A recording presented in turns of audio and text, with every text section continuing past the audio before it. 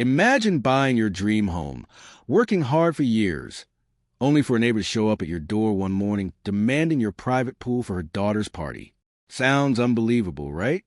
Well, that's exactly what happened to Marcus when HOA Karen tried to take over his backyard. But instead of giving in, Marcus came up with a move that shocked the entire neighborhood and left Karen calling the cops on herself. "Give me your pool. I need it for my party." Those were the exact words Marcus heard when he opened his front gate that hot Saturday morning. Standing there with sunglasses, a clipboard, and that all-too-familiar smug smile was none other than Karen, the self-appointed queen of the neighborhood's homeowners association. Marcus, a hard-working black man in his 30s, had recently bought his dream home in a quiet suburban neighborhood. It wasn't the biggest house on the block, but it had one thing everyone secretly envied: a beautiful backyard pool. Karen, however, saw it differently. To her, Marcus was new money, someone she thought didn't fit into their little community. And now, with her daughter's graduation party coming up, Karen decided that Marcus's pool wasn't really his. It was for the community. "Listen," Karen said, wagging her manicured finger. "We're hosting my daughter's party tonight. The HOA has already decided we'll use your pool. It's only fair." Marcus raised an eyebrow. "Fair? Karen, this is my private pool. I don't even know your daughter." But Karen smirked, already certain she'd win. "Don't make this difficult. It's either you agree, or I'll bring this up at the next HOA meeting." Marcus knew exactly what she was doing, bullying him, assuming he wouldn't push back. He stayed calm. "I paid for this house. I pay my bills, and I pay HOA fees just like everyone else," Marcus said. "But this pool is mine, and no one touches it without my permission." Karen scoffed. "You'll regret this. I'll have the whole neighborhood against you." With that, she stomped away, already dialing her phone and gossiping to her HOA friends. Within hours, Marcus began receiving friendly reminders slipped into his mailbox. Remember to be a good neighbor. Sharing is caring. The community comes first. But Marcus wasn't moved. He had worked too hard to get here. He wasn't about to be intimidated in his own home. That night, as Marcus grilled on his patio, he overheard Karen loudly boasting to neighbors. "Don't worry. He'll give in. He'll break." What Karen didn't know was that Marcus had a plan. The morning of the party arrived. Karen showed up again, this time in full dictator mode.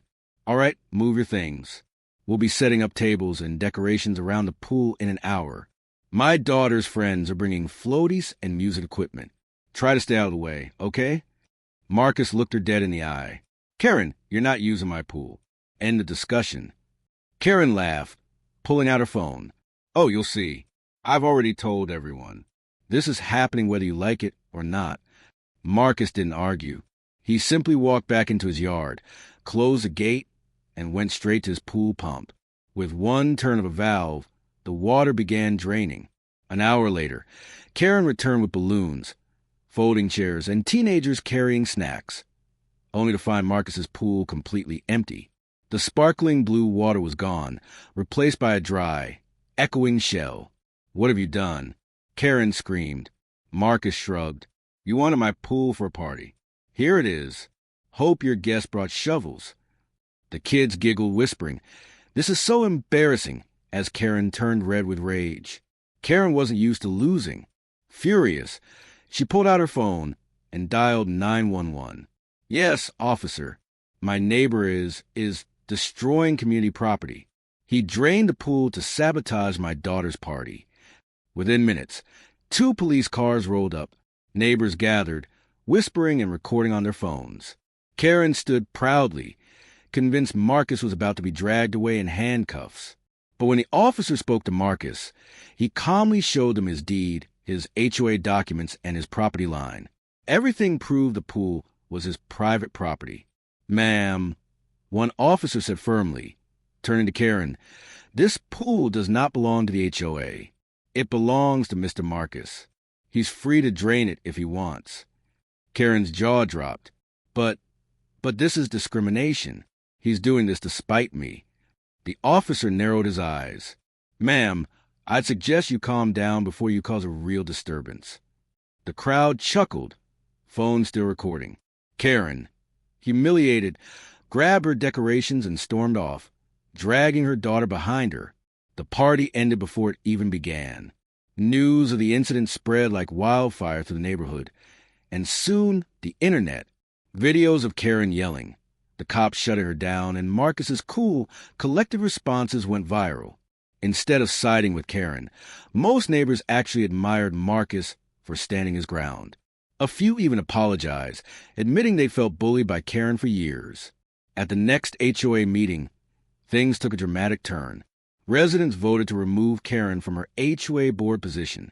Her arrogance and entitlement had finally caught up with her. As for Marcus, he enjoyed a quiet backyard once again. He refilled his pool, hosted his own barbecue for the neighbors who supported him, and reminded everyone with a smile, no one owns your happiness, and no one owns your pool except you. In the end, Karen's entitlement backfired big time. She lost her party, her HOA position, and the respect of her neighbors, all because she tried to control something that wasn't hers. Marcus proved a powerful lesson. Stand your ground, know your rights, and never let anyone bully you out of what you work hard for. What do you think? Did Marcus handle it perfectly? Or would you have done something different? Let me know in the comments, and don't forget to like, share, and subscribe for more real-life stories.